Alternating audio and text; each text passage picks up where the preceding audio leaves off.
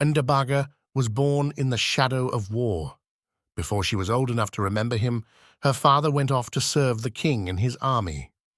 According to law, healthy men must serve the kingdom into old age, only earning a peaceful retirement upon being replaced by their son. Ndabaga had no brothers, though, so her father's fate was to die a warrior in the king's service. Ndabaga ached to know her father was growing old with no hope of relief, no chance to come home to his family. But what could she do? There was no course of action for a daughter to relieve a father. Only boys and men were trusted to perform the physical feats of a warrior, until Ndabaga decided otherwise. She spent her days training. Ndabaga pushed the limits of her speed, her strength, her stamina.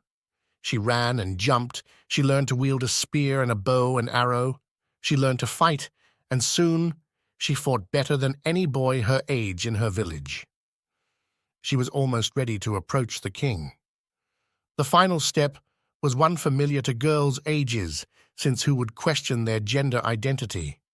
She bound her breasts, flattened her chest, so that she would appear as a man. This way, she could relieve her father of duty as his son. Ndabaga, disguised as a man, immediately proved her worth to the king by demonstrating her skill in those masculine tasks she practiced.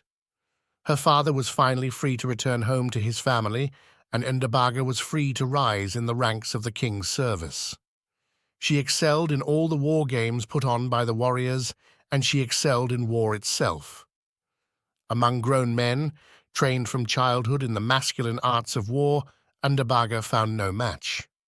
Before long, she caught the king's attention and was promoted as a leader of her peers. As often happens when women achieve distinction, the men around her started thinking she did not deserve it. They had noticed that Ndabaga never bathed with the rest of the warriors and always dressed in private.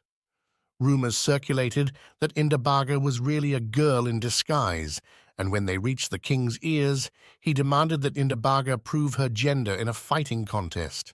Surely if she were a girl, she would be thrown down by the true warriors in the king's service.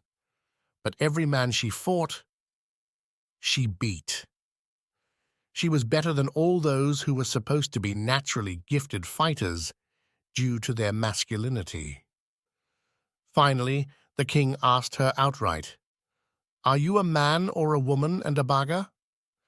Ndabaga answered truthfully, explaining that she had never gotten to meet her father, who was growing old and tired in service of the kingdom because he had no son to replace him.